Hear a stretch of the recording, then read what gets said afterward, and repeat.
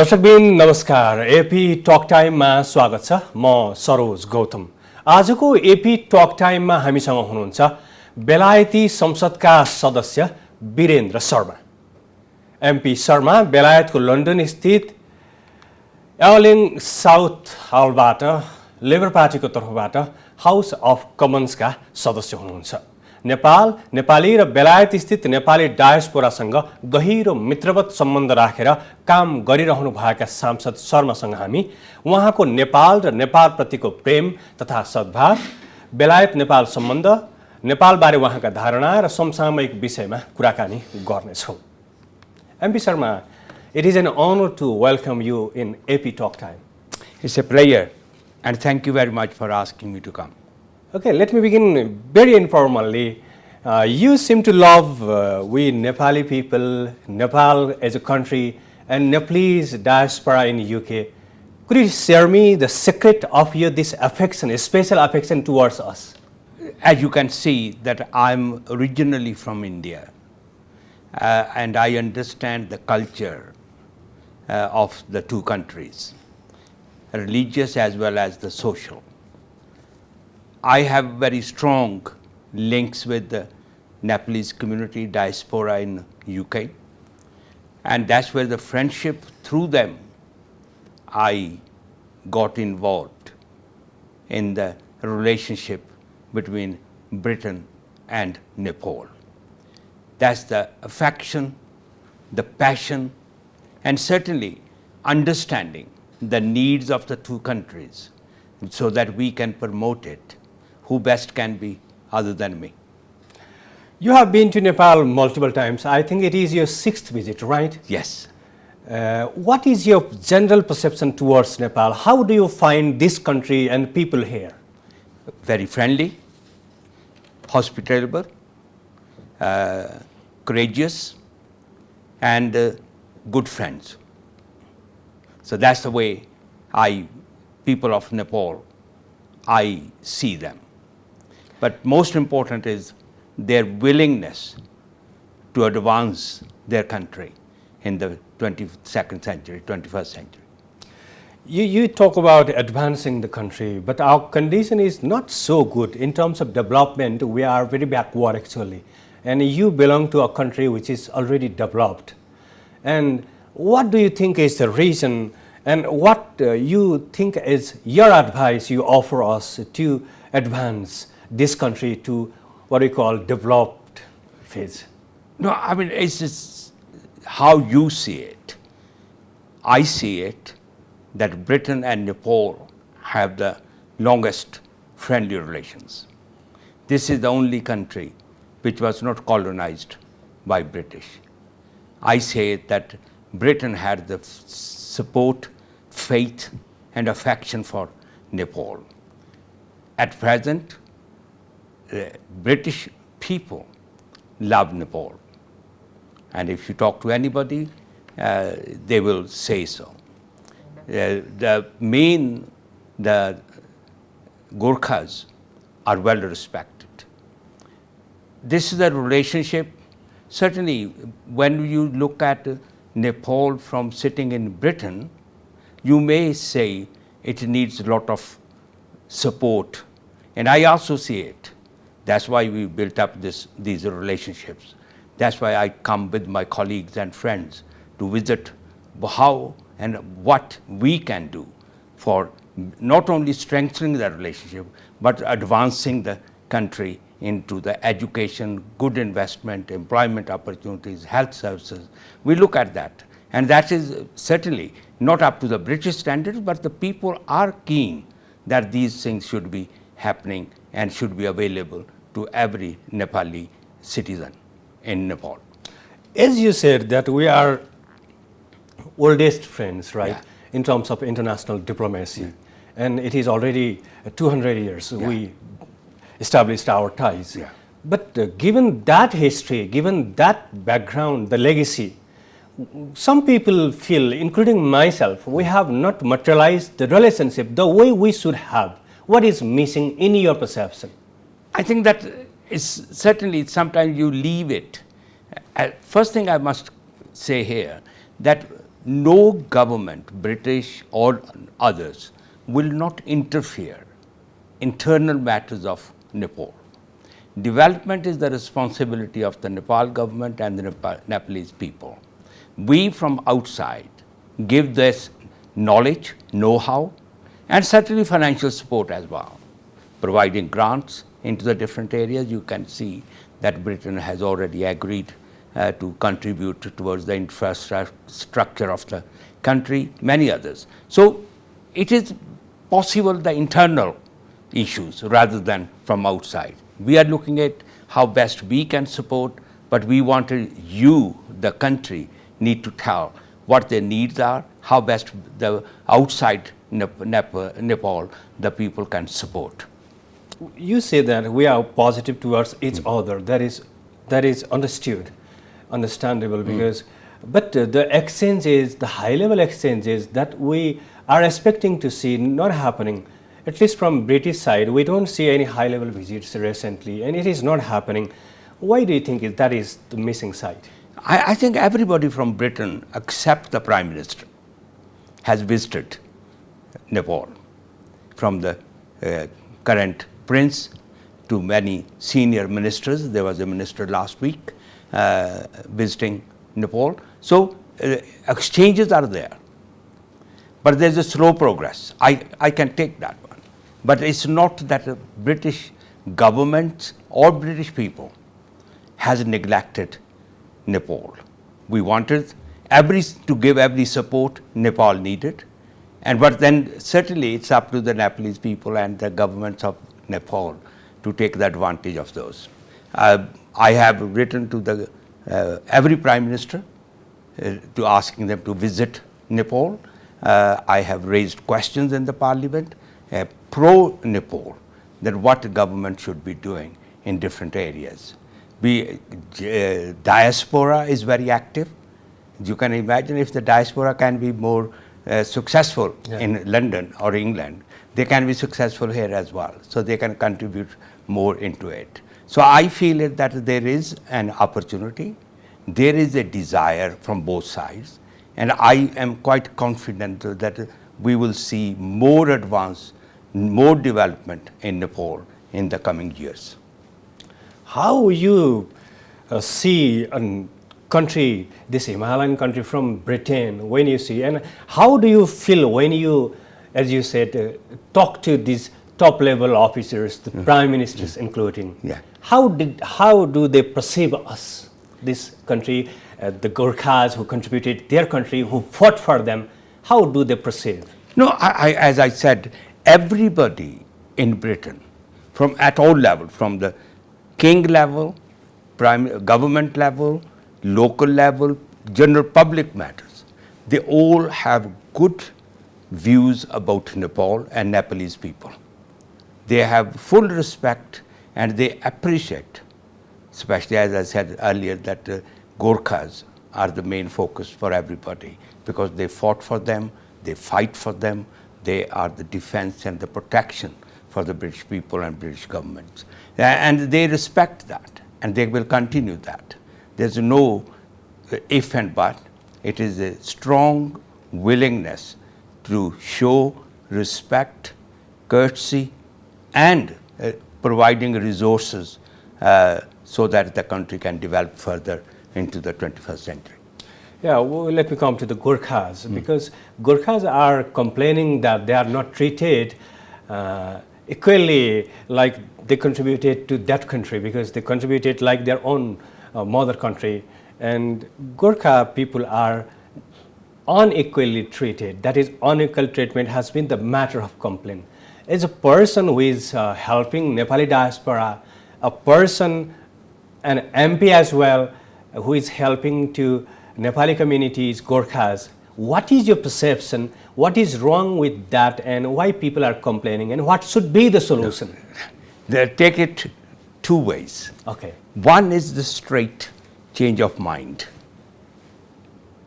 There is an agreement between the Gurkhas and the British government on the pensions and other rights. Okay? That was agreed, signed many years ago. But then later on, people found it, that there is some weaknesses in it, Yeah. there's inequality Yeah. in it. And I, for the last over 15 years, I'm continuously campaigning, working with Gurkha communities in Britain, raising those questions, negotiating with the government. Yes, there is a delay, but I hope that there's a review coming up, and I'm quite confident that in that review some positive things will come.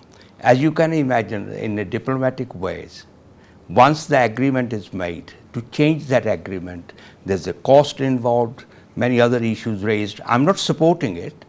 I'm supporting that they should be straightforward, Okay. equal rights, equal pension, equal residence rights to the Gurkhas, irrespective of when they joined, when did they leave, whatever their entitlement is, that should be equal to the British citizens. I agree personal with that. perception. That's my personal. Okay. But then you negotiate with the government. Government have the different views.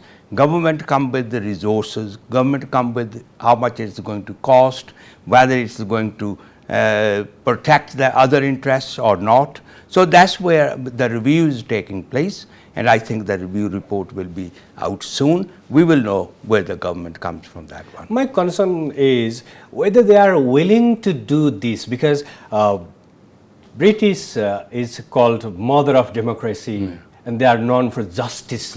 And Gurkhas are talking about injustice, right? And it is not very good to talk about injustice in UK. Then is it government or government officials and the bodies who are concerned with this, are they willing to address this problem the way you see? I mean, I'm from the opposite to the government. Okay. I'm in the opposition MP, so I might be a little biased. But I think that there is a willingness to negotiate, and there is a willingness to contribute. But certainly, as I see as a negotiator, that there's always every corner to be turned and to see that there's no loopholes left. I hope that the next review will come out soon, and that will give the rights to on the pension and the residence to the Gurkhas, and we have to wait and see. I have raised this question many times, and it is widely known amongst the Gurkha community. I have held meetings in the parliament. I have gone to meet the government ministers and others, but we are working on it. I'm not going to say that there is no willingness, but I do say that there is a dialogue open, and we need to carry on negotiating on it. Though you already said that you are in opposition, and you cannot say authentically, but when do we expect the problem is solved? In timeline, what can be the timeline of the solution of this problem? Because it has been a kind of irritant factor, right? In politics, you don't say that it will be done, but I hope it will be done soon. That you can't give the say date. it. You can't give the date. Okay. Yeah.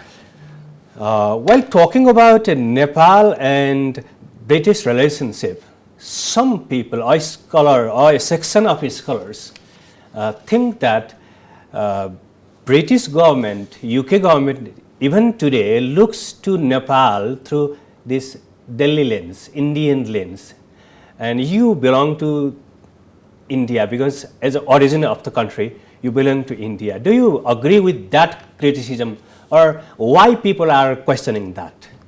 I mean, everybody have their different view, their interpretation, but I feel that it's a direct interaction with Britain and Nepal. We don't come through India or anywhere else. We come direct, and we have the direct relationships. So I don't think that the British government is looking at Indian government before they move to Nepal.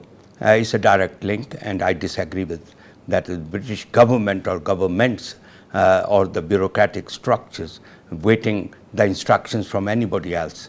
And it's a direct links, and the relationship with Britain and Nepal is so long that they don't need any middle person to come and talk about them.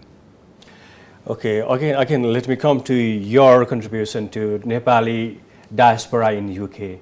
What do you find there? What are the major issues of Nepali diaspora in UK, and how you are collaborating with them, in what way?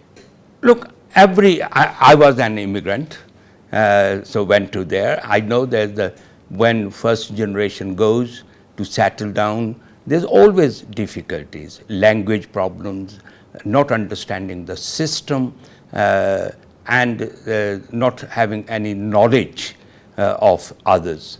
The main focus is hard work, make more money, look after the families, those who are behind. Say for the Nepalese diaspora, the families left in Kathmandu and other parts of Nepal, looking after them as well, hard work, earn more money, but then also to making sure that they adjust and settle down, so that the families could come and join them in later on. I support that level where they need to understand the system. If there's a problem, assisting them, making sure their rights, language, cultural rights are protected. When there's any other investment things comes, assisting them, helping them. Many diaspora have done investments back in Nepal, in the schools, in the health centers. They do contribute, and I do support them and come back with them so that we can understand what needs are there. When at the earthquake, the diaspora raised huge sums of money. They identified the families who lost their homes, and the funds was raised and given to those individual families. I was present here at that time when checks were given to those families to build their homes. So what I'm trying to do is the work with the local diaspora. So not only looking at their interest back in UK, but also making sure that their families and others are given the support here in Nepal as well. So working together to promote that prosperity issue in both countries. I appreciate you, and we should be grateful to you because you have been such a good friend. Because there is one proverb says, a friend in need is a friend indeed. You have been always there in the time of difficulties, whether it is in earthquake, whether it is in Corona time or any other natural disasters and man-made disasters. What is the thing that brings you to Nepal and Nepalese? What is that mesmerizing or so enticing factor? Look, Nepal is a developing country, and I have my own interest, not any political, but there's a natural affection for the country. I got huge friends from the diaspora who always advise me what the needs are, what we should be doing, what their expectations are. As a member of parliament, as a member of the local community, I work with them. I will never say that I did it. I always say that we did it together. As the friends who are here today as well, we take it further on top of that. You are not only exercising a people-to-people relation. As an official, you have been visiting here many times. Yeah. I think it was also one of the official visits, right? Yes, yeah. And then what do you think is the thing that we should do to enhance our relationship, given that long history of cordial relationship, and it was the oldest friend, as you said at the very beginning. What is the thing that we should both sides pursue to enhance cooperation and exchanges? Because it is not done the way we are expecting. I think that's important, what you are saying now, that we carry on when your expectations are not fulfilled. If you think that Britain is not responding the way they should be responding, then highlighting it through the diaspora and through your own bureaucratic setups. But I personally take it when I'm advised to raise the issues, like on the coronas, on other disasters I have raised. I asked the government to support Nepal when the vaccine was delayed. I raised it. I wrote to the minister concerned at that time to asking them to do it. So it's a togetherness. It's a working together, you raising it, we put it back to the government, and when we see it that there's more need to be done. But also it's improving the systems here, making sure that we also self-help creation as well rather than dependency. Though this is not a matter of taking advice, but he is a good friend of Nepal. What is your suggestion? Because we are a landlocked country, very small one between these global rising power, India and China. What should be the Nepal's approach to balance this relationship and materialize the potentials of taking advantage of the friends who are in the neighbors and the friends who are abroad? I personally feel that Nepal need to have a good relationship both with the neighbors. Every country should have good relations with their neighbors. That is the diplomacy comes into it. But certainly the neutrality, the being a neutral country is the best way go forward. As you said yourself, that is both sides are the big powers around, but making sure that you are working for the people of Nepal, development where you provide good infrastructure, the governments provide good education facilities, government provide with the help of those more developed countries and those people who can provide the resources to the good health, good employment opportunities, good investment, good tourism into the country, attraction from the outside. And I think that Nepal is capable to do that, and they will manage to through. I don't see that there's any direct threat to Nepal from these powers, because the international communities will not tolerate if there's any bully boy tactics used. People say that international relationship or international affairs is always the expansion of internal affairs. Is one of the most Nepal visiting MP from UK. What do you think is the area we should be correcting ourselves? Because we are a new democracy and we are yet to be the fully utilized democracy, and we are lacking many things in our systems. As a MP from a country which is known as mother of democracy, what could be your advice to us to make systems and utilize them? I mean, I would not say my advice. I would say that it's the people of Nepal, the systems here, identify their gaps. They need to identify their weaknesses, and then they'll start looking at where those gaps, how and which side can fill those gaps, and where they can seek the advice from. It's the people of Nepal, the government of Nepal, the system in Nepal need to identify that side. I'm not going to say this is wrong with Nepal. I'm nobody. I'm from outside. Yeah. I'm not interfering. I will not even tolerate if somebody else interfere in my country. I'm saying you identify and say that you are the person who can help us. This is the country can help us, and these have the knowledge and the know-how. You can get it from. So identify yourself, review it, and then go to the international community to say that we need that help. You can find that help inside, and you can find that help outside. Okay, this is the last question to you in this show. In your view, you have been to many parts of Nepal, right? Yeah. Including Kathmandu, Yeah. other places. What do you think is the strength of Nepal and Nepalese, and which side is the most important side that we should explore so that we could be a country globally dignified one? Look, Nepal have all the resources you need. You got a land, you got the water, how to utilize it is the issue, right? So I think that it's, again, I come back to say we need to attract the investments to the country, we need to attract other know-how to the country. We're making sure that other countries and the people of other countries support Nepal in tourism.